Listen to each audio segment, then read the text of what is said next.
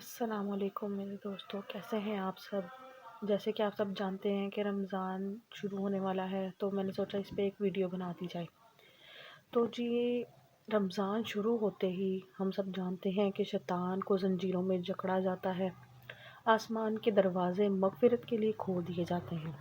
ٹھیک ہے، تو یہ ایک ایسا مہینہ ہے جو ہمیں تحفے میں ملا ہے کہ ہم اس کا صحیح استعمال کر کے اس مہینے میں عبادات کر کے، روزے رکھ کر، تراویح پڑھ کر اللہ تعالیٰ کی مغفرت حاصل کریں اور اس تحفے کو ہم ایکسیپٹ کریں اللہ تعالیٰ کی طرف سے۔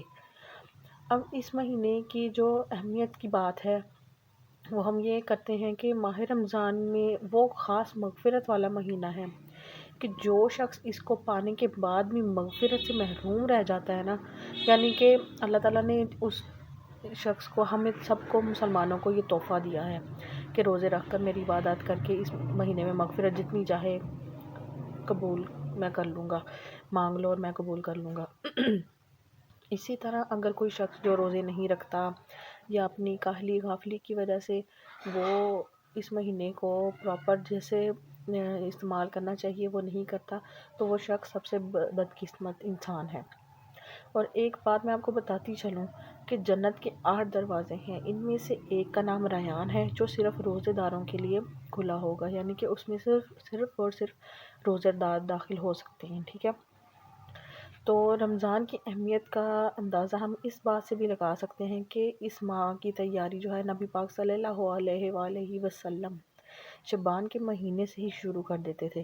اس مہینے میں شب قدر بھی آتی ہے جو کہ ہزاروں مہینوں سے بڑھ کر ہے، اور اس رات کی قیام اور تراویح بھی بہت افضل ہے۔ یہ مہینہ صبر کا ہے، ٹھیک ہے، کیونکہ ہمیں بھوک پیاس برداشت کرنی ہوتی ہے، گالی گلوچ سے گریز کرنا ہوتا ہے، اور بہت سے اور بھی کام ہیں جسے ہمیں گریز کرنا ہوتا ہے، اور صبر کا بدلہ تو جنت ہے۔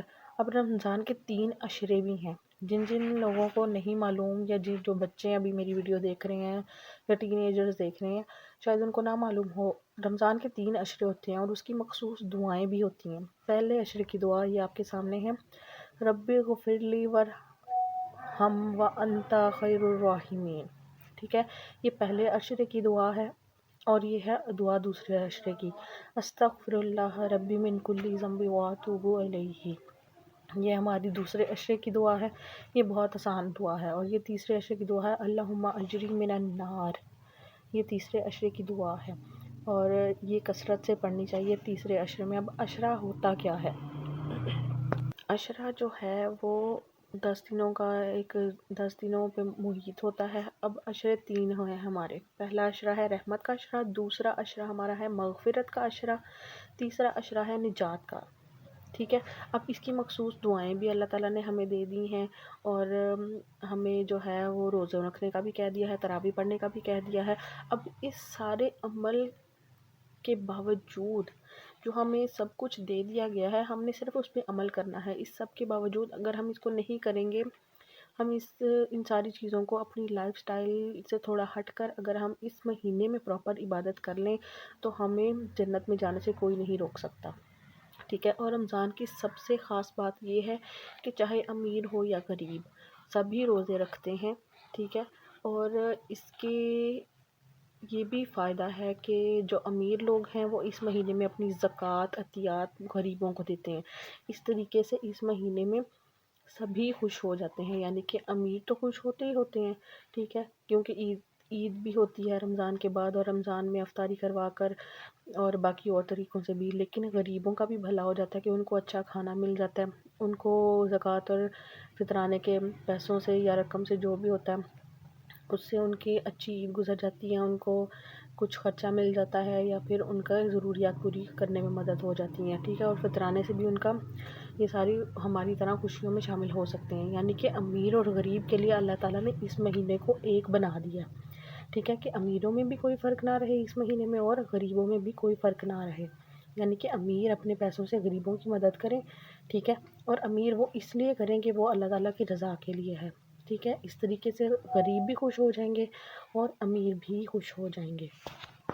اور ساتھ ہی ساتھ جو یہ سلسلہ چلتا ہے نا رمضان میں سحر اور افطار کا، یہ بہت بہترین طریقہ ہے کہ روزوں میں جو ہے وہ مسلمانوں میں شعور اور اور بھی اجاگر ہو رہا ہے کہ وہ مسجدوں میں سحری بھی کرواتے ہیں، افطار بھی کرواتے ہیں، ٹھیک ہے۔ اور اس کے ساتھ ساتھ ایک بات اور میں آپ کو بتاتی چلوں کہ دنیا کے کاموں کو چھوڑ کر جب ہم اللہ تعالیٰ کی عبادت میں اکیلے بیٹھتے ہیں نا، تو اس کا نام اعتکاف ہے، ٹھیک ہے۔ تو اعتکاف جیسی نعمت بھی ہمیں ملی ہے، یہ سب لوگوں پر فرض نہیں ہے۔ اگر یہ سب لوگوں پر فرض ہوتی تو شاید سب کے لیے بہت مشکل ہو جانا تھا، لیکن یہ سب لوگوں پر فرض نہیں ہے، یہ چند مخصوص لوگ ہی کرتے ہیں، یا جن کے دل میں اللہ تعالیٰ کی بہت ہی زیادہ محبت اجاگر ہوتی ہے، وہی اعتکاف کرتے ہیں، اللہ تعالیٰ کی عبادت میں بیٹھتے ہیں، ٹھیک ہے۔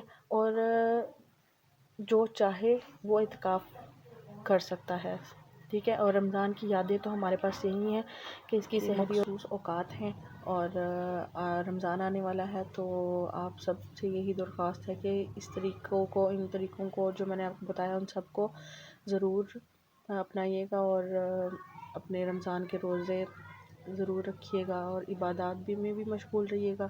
اور اسی کے ساتھ ساتھ آپ میرے چینل کو سبسکرائب کر لیں، اور ویڈیو اچھی لگی ہو تو لائک کر لیں، اور آگے اپنے فرینڈس کے ساتھ اپنی شیئر لسٹ میں بھی شیئر کر دیں۔